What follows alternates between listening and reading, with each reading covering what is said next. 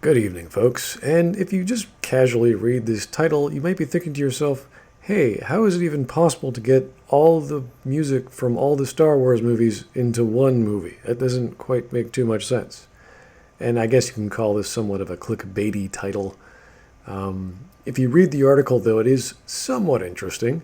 It does share some interesting tidbits about John Williams. For example, he has a brother named Don, who's an accomplished percussionist. And he's been helping out John throughout the years with scores and planning and coming up with tunes, which is pretty neat. So if we check out one of these quotes here, we've done 4 days and we just scratched the surface. It's top to bottom music. I think we've got something like 34 minutes in the canon at this point, but I can tell you that every theme that you ever heard is going to be compiled into this last effort. Now, why they'd want to put every theme you've ever heard from the Star Wars franchise movies, at least, is beyond me. I don't know why they can't do their own original thing. They're more than talented. John Williams pretty much makes these movies. If you don't like the visuals, if you don't like the storytelling, if you don't like the action, whatever you're watching is going to be dramatic because of John Williams and his brother.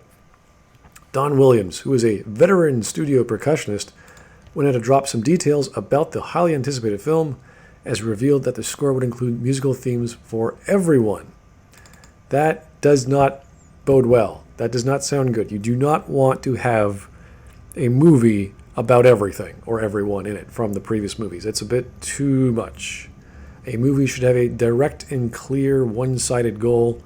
Yes, there's all kinds of things you could put homages to and characters that pop up here and there, but you don't want to take away from the story. So, he name-dropped Leia and Yoda and mentioned the Phantom, as in the Phantom Menace, and Darth. Williams is obviously using shorthand here, but we presume he's referring to the Phantom Menace, and we might hear a Duel of Fates reprise. And that will also get some of the iconic Darth Vader tune. Yeah, well. Honestly, the Duel of Fates, as energetic as a piece of music as it is, can anyone tell me what the heck Darth Maul was so excited about? Why he was so angry? What revenge he was seeking? You probably might be able to tell me in some of the extended shows or canon, but not in the movie.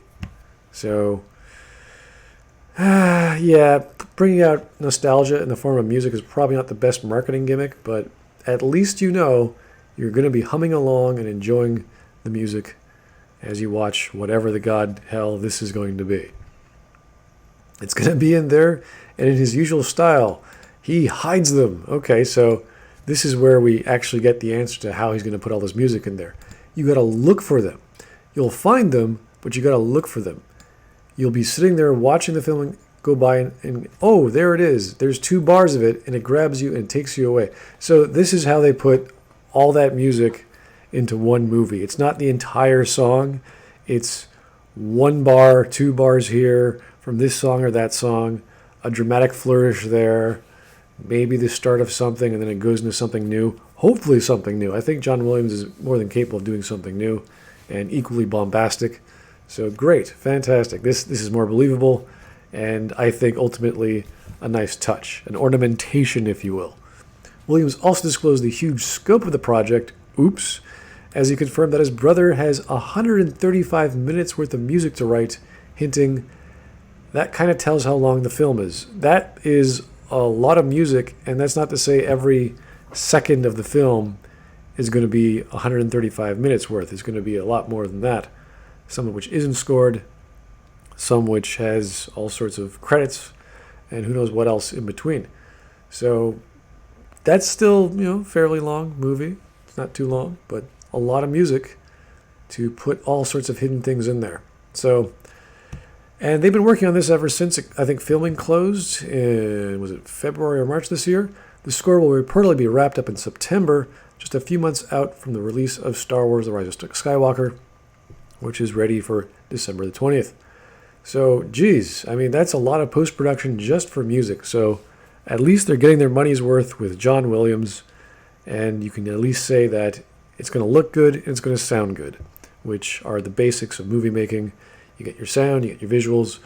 All they need is a good story. And from the sounds of things, well, it's going to sound okay, but we all know what's going to happen with this story.